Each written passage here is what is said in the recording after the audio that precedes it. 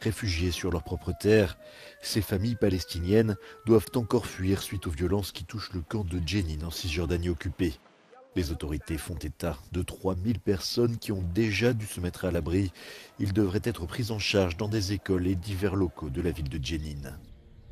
L'armée israélienne a entamé ce qui semble être l'une des plus vastes opérations dans le territoire depuis des années, avec des frappes de drones ciblant, selon elle, des quartiers généraux des militants palestiniens.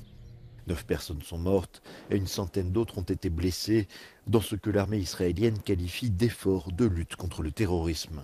Le Premier ministre israélien, Benjamin Netanyahou, fait valoir que les forces israéliennes répondent à une récente augmentation des attaques palestiniennes contre des citoyens israéliens, notamment des colons. צה"ל יצא הלילה לפעולה נרחבת נגד מטרות טרור בג'נין. בחודשים האחרונים ג'נין הפכה לעיר מקלט הטרור.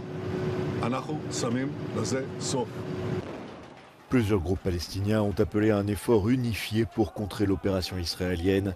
Les partisans de la branche armée du Hamas, le parti islamiste au pouvoir à Gaza, ont organisé un rassemblement de solidarité face à ce qui est qualifié de guerre ouverte d'Israël contre les habitants de Jenin.